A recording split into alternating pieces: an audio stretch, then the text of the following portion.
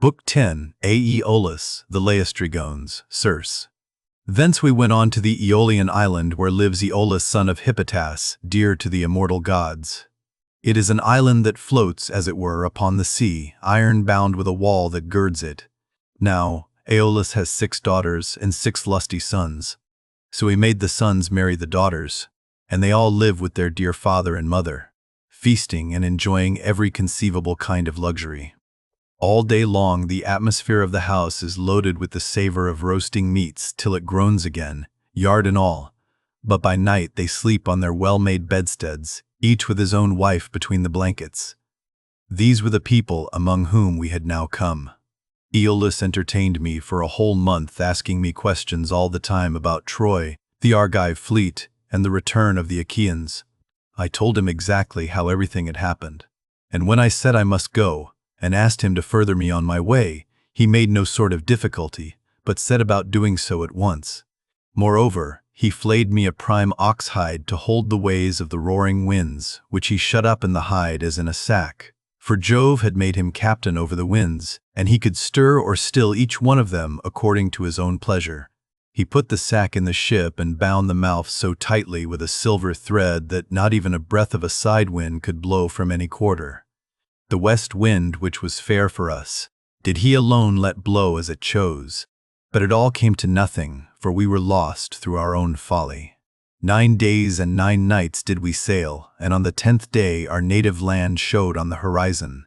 We got so close in that we could see the stubble fires burning, and I, being then dead beat, fell into a light sleep, for I had never let the rudder out of my own hands, that we might get home the faster. On this the men fell to talking among themselves, and said I was bringing back gold and silver in the sack that AEOLUS had given me. Bless my heart, would one turn to his neighbor, saying, how this man gets honored and makes friends to whatever city or country he may go. See what fine prizes he is taking home from Troy, while we, who have traveled just as far as he has, come back with hands as empty as we set out with. And now AEOLUS has given him ever so much more. Quick, let us see what it all is, and how much gold and silver there is in the sack he gave him. Thus they talked, and evil counsels prevailed. They loosed the sack, whereupon the wind flew howling forth and raised a storm that carried us weeping out to sea and away from our own country.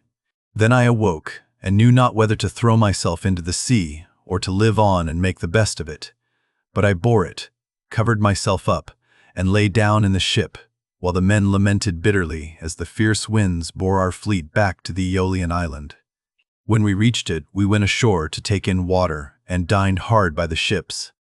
Immediately after dinner, I took a herald and one of my men and went straight to the house of AEOLUS, where I found him feasting with his wife and family, so we sat down as suppliants on the threshold. They were astounded when they saw us and said, Ulysses, what brings you here? What god has been ill-treating you? We took great pains to further you on your way home to Ithaca, or wherever it was that you wanted to go to.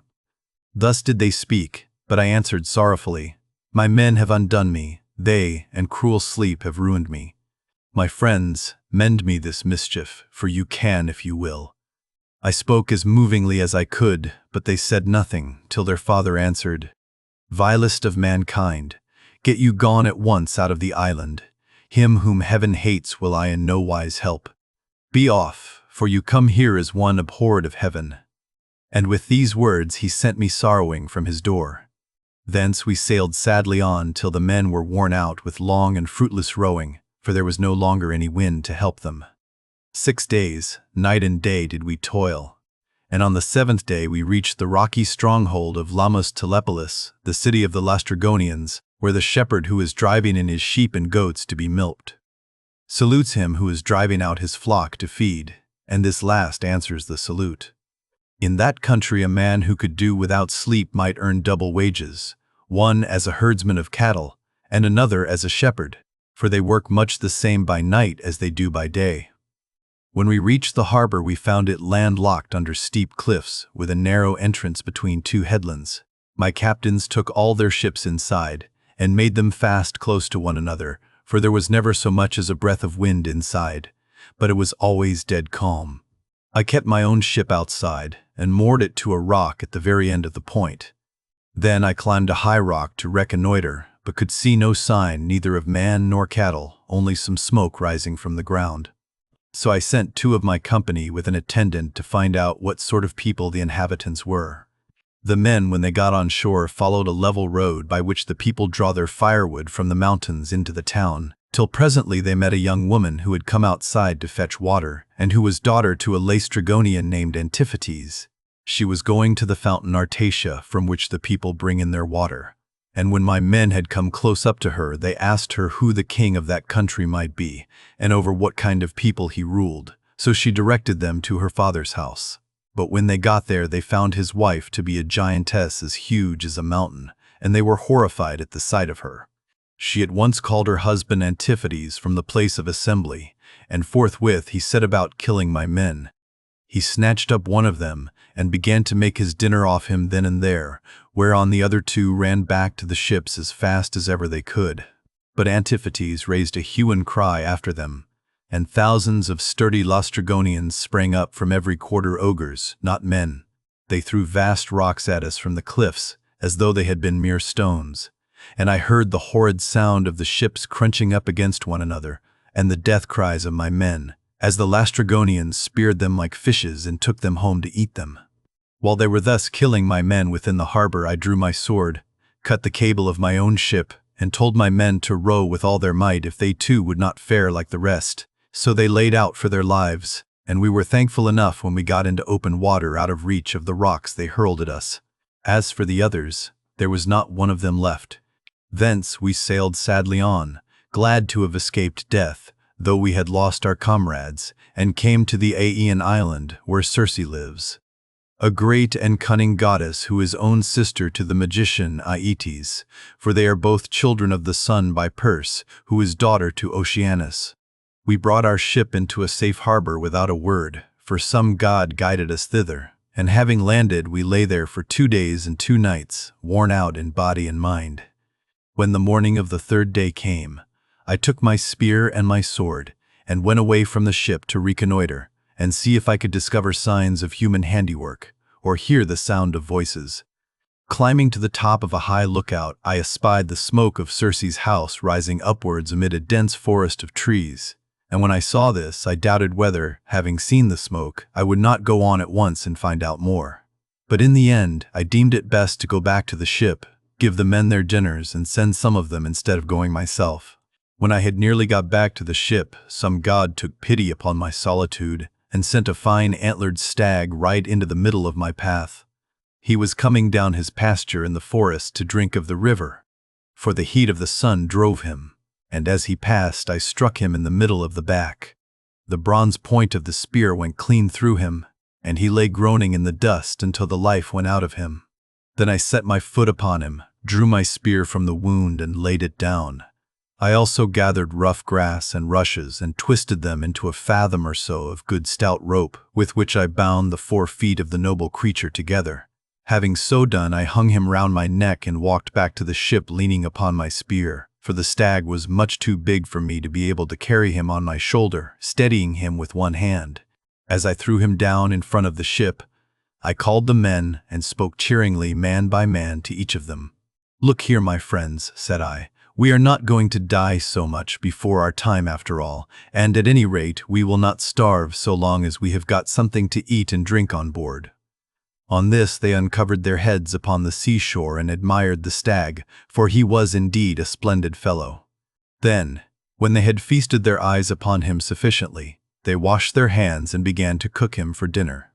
Thus through the livelong day to the going down of the sun we stayed there eating and drinking our fill. But when the sun went down and it came on dark, we camped upon the seashore. When the child of morning, rosy-fingered dawn, appeared, I called a council and said, "My friends, we are in very great difficulties. Listen therefore to me. We have no idea where the sun either sets or rises, so that we do not even know east from west. I see no way out of it, nevertheless we must try and find one. We are certainly on an island, for I went as high as I could this morning and saw the sea reaching all round it to the horizon. It lies low, but towards the middle I saw smoke rising from out of a thick forest of trees." Their hearts sank as they heard me, for they remembered how they had been treated by the Laestrygonian Antiphates and by the savage ogre Polyphemus. They wept bitterly in their dismay, but there was nothing to be got by crying, so I divided them into 2 companies and set a captain over each. I gave one company to Eurylochus, while I took command of the other myself. Then we cast lots in a helmet, and the lot fell upon Eurylochus, so he set out with his 22 men, and they wept, as also did we who were left behind. When they reached Circe's house, they found it built of cut stones, on a site that could be seen from far, in the middle of the forest. There were wild mountain wolves and lions prowling all round it, poor bewitched creatures whom she had tamed by her enchantments and drugged into subjection. They did not attack my men, but wagged their great tails, fawned upon them, and rubbed their noses lovingly against them, as hounds crowd round their master when they see him coming from dinner, for they know he will bring them something. Even so did these wolves and lions with their great claws fawn upon my men, but the men were terribly frightened at seeing such strange creatures. Presently they reached the gates of the goddess's house, and as they stood there they could hear Circe within, singing most beautifully as she worked at her loom, making a web so fine, so soft, and of such dazzling colors as no one but a goddess could weave. On this Polites, whom I valued and trusted more than any other of my men, said, "There is someone inside working at a loom and singing most beautifully. The whole place resounds with it. Let us call her and see whether she is woman or goddess." They called her, and she came down, unfastened the door, and bade them enter. They, thinking no evil, followed her, all except Eurylochus, who suspected mischief and stayed outside. When she had got them into her house, she set them upon benches and seats, and mixed them a mess with cheese, honey, meal, and Pramnian wine, but she drugged it with wicked poisons to make them forget their homes. And when they had drunk, she turned them into pigs by a stroke of her wand, and shut them up in her pigsties. They were like pig's head, hair and all, and they grunted just as pigs do. But their senses were the same as before, and they remembered everything. Thus then were they shut up squealing, and Circe threw them some acorns and beech masts, such as pigs eat. But Eurylochus hurried back to tell me about the sad fate of our comrades. He was so overcome with dismay that though he tried to speak, he could find no words to do so. His eyes filled with tears, and he could only sob and sigh, till at last we forced his story out of him, and he told us what had happened to the others. "We went," said he, "as you told us, through the forest, and in the middle of it there was a fine house built with cut stones in a place that could be seen from far.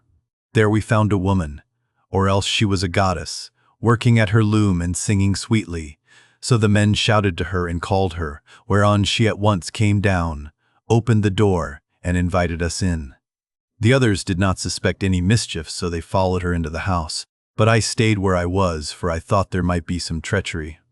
From that moment I saw them no more, for not one of them ever came out, though I sat a long time watching for them. Then I took my sword of bronze and slung it over my shoulders. I also took my bow and told Eurylochus to come back with me and show me the way. But he laid hold of me with both his hands and spoke piteously, saying, "Sir, do not force me to go with you, but let me stay here, for I know you will not bring one of them back with you, nor even return alive yourself. Let us rather see if we cannot escape at any rate with the few that are left us, for we may still save our lives." "Stay where you are then," answered I, "eating and drinking at the ship. But I must go, for I am most urgently bound to do so." With this I left the ship and went up inland. When I got through the charmed grove, and was near the great house of the enchantress Circe, I met Mercury with his golden wand, disguised as a young man in the heyday of his youth and beauty, with the down just coming upon his face. He came up to me and took my hand within his own, saying, "My poor unhappy man, whither are you going over this mountain-top, alone and without knowing the way? Your men are shut up in Circe's pigsties, like so many wild boars in their lairs. You surely do not fancy that you can set them free? I can tell you that you will never get back, and will have to stay there with the rest of them. But never mind, I will protect you and get you out of your difficulty. Take this herb, which is one of great virtue, and keep it about you when you go to Circe's house. It will be a talisman to you against every kind of mischief. And I will tell you of all the wicked witchcraft that Circe will try to practice upon you. She will mix a mess for you to drink, and she will drug the meal with which she makes it, but she will not be able to charm you, for the virtue of the herb that I shall give you will prevent her spells from working. I will tell you all about it. When Circe strikes you with her wand, draw your sword and spring upon her as though you were going to kill her. She will then be frightened, and will desire you to go to bed with her. On this you must not point blank refuse her, for you want her to set your companions free, and to take good care also of yourself. But you must make her swear solemnly by all the blessed gods that she will plot no further mischief against you, or else when she has got you naked she will unman you and make you fit for nothing. As he spoke, he pulled the herb out of the ground and shewed me what it was like. The root was black, while the flower was as white as milk. The gods call it moly, and mortal men cannot uproot it, but the gods can do whatever they like. Then Mercury went back to high Olympus, passing over the wooded island. But I fared onward to the house of Circe, and my heart was clouded with care as I walked along. When I got to the gates, I stood there and called the goddess, and as soon as she heard me she came down, opened the door, and asked me to come in, so I followed her, much troubled in my mind. She set me on a richly decorated seat inlaid with silver. There was a footstool also under my feet, and she mixed a mess in a golden goblet for me to drink, but she drugged it, for she meant me mischief.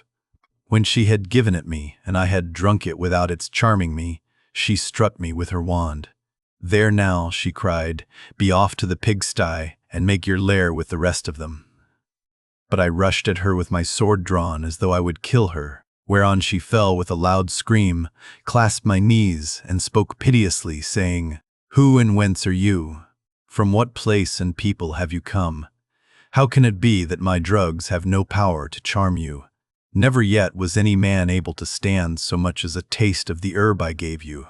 You must be spell-proof. Surely you can be none other than the bold hero Ulysses, who Mercury always said would come here someday with his ship while on his way home from Troy. So be it then, sheathe your sword and let us go to bed, that we may make friends and learn to trust each other." And I answered, "Circe, how can you expect me to be friendly with you when you have just been turning all my men into pigs? And now that you have got me here myself, you mean me mischief when you ask me to go to bed with you, and will unman me and make me fit for nothing. I shall certainly not consent to go to bed with you unless you will first take your solemn oath to plot no further harm against me." So she swore at once as I had told her, and when she had completed her oath, then I went to bed with her. Meanwhile her 4 servants, who are her housemaids, set about their work. They are the children of the groves and fountains, and of the holy waters that run down into the sea. One of them spread a fair purple cloth over a seat and laid a carpet underneath it. Another brought tables of silver up to the seats and set them with baskets of gold. A third mixed some sweet wine with water in a silver bowl and put golden cups upon the tables, while the fourth brought in water and set it to boil in a large cauldron over a good fire which she had lighted. When the water in the cauldron was boiling, she poured cold into it till it was just as I liked it, and then she set me in a bath and began washing me from the cauldron about the head and shoulders to take the tire and stiffness out of my limbs. As soon as she had done washing me and anointing me with oil, she arrayed me in a good cloak and shirt and led me to a richly decorated seat inlaid with silver. There was a footstool also under my feet. A maidservant then brought me water in a beautiful golden ewer and poured it into a silver basin for me to wash my hands, and she drew a clean table beside me. An upper servant brought me bread and offered me many things of what there was in the house, and then Circe bade me eat. But I would not, and sat without heeding what was before me, still moody and suspicious. When Circe saw me sitting there without eating, and in great grief, she came to me and said, "Ulysses, why do you sit like that as though you were dumb, gnawing at your own heart, and refusing both meat and drink? Is it that you are still suspicious? You ought not to be, for I have already sworn solemnly that I will not hurt you." And I said, "Circe, no man with any sense of what is right can think of either eating or drinking in your house until you have set his friends free and let him see them. If you want me to eat and drink, you must free my men and bring them to me that I may see them with my own eyes." When I had said this, she went straight through the court with her wand in her hand and opened the pigsty doors. My men came out like so many prime hogs and stood looking at her, but she went about among them and anointed each with a second drug, whereon the bristles that the bad drug had given them fell off, and they became men again, younger than they were before, and much taller and better looking. They knew me at once, seized me each of them by the hand, and wept for joy till the whole house was filled with the sound of their halloa bellowing, and Circe herself was so sorry for them that she came up to me and said, "Ulysses, noble son of Laertes, go back at once to the sea where you have left your ship, and first draw it on to the land. Then hide all your ship's gear and property in some cave, and come back here with your men." I agreed to this, so I went back to the seashore and found the men at the ship weeping and wailing most piteously. When they saw me, the silly blubbering fellows began frisking round me as calves break out and gambol round their mothers, when they see them coming home to be milked after they have been feeding all day, and the homestead resounds with their lowing. They seemed as glad to see me as though they had got back to their own rugged Ithaca, where they had been born and bred. "Sir," said the affectionate creatures, "we are as glad to see you back as though we had got safe home to Ithaca, but tell us all about the fate of our comrades." I spoke comfortingly to them and said, "We must draw our ship on to the land and hide the ship's gear with all our property in some cave. Then come with me, all of you, as fast as you can to Circe's house, where you will find your comrades eating and drinking in the midst of great abundance." On this the men would have come with me at once, but Eurylochus tried to hold them back and said, "Alas, poor wretches that we are, what will become of us? Rush not on your ruin by going to the house of Circe, who will turn us all into pigs or wolves or lions, and we shall have to keep guard over her house. Remember how the Cyclops treated us when our comrades went inside his cave, and Ulysses with them. It was all through his sheer folly that those men lost their lives." When I heard him, I was in two minds whether or no to draw the keen blade that hung by my sturdy thigh and cut his head off in spite of his being a near relation of my own. But the men interceded for him and said, "Sir, if it may so be, let this fellow stay here and mind the ship, but take the rest of us with you to Circe's house." On this we all went inland, and Eurylochus was not left behind after all, but came on too, for he was frightened by the severe reprimand that I had given him. Meanwhile, Circe had been seeing that the men who had been left behind were washed and anointed with olive oil. She had also given them woolen cloaks and shirts, and when we came, we found them all comfortably at dinner in her house. As soon as the men saw each other face to face and knew one another, they wept for joy and cried aloud till the whole palace rang again. Thereon Circe came up to me and said, "Ulysses, noble son of Laertes, tell your men to leave off crying. I know how much you have, all of you, suffered at sea, and how ill you have fared among cruel savages on the mainland. But that is over now, so stay here, and eat and drink till you are once more as strong and hardy as you were when you left Ithaca. For at present you are weakened both in body and mind. You keep all the time thinking of the hardships you have suffered during your travels, so that you have no more cheerfulness left in you." Thus did she speak, and we assented.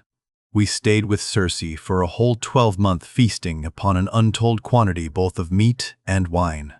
But when the year had passed and the waning of moons and the long days had come round, my men called me apart and said, "Sir, it is time you began to think about going home, if so be you are to be spared to see your house and native country at all."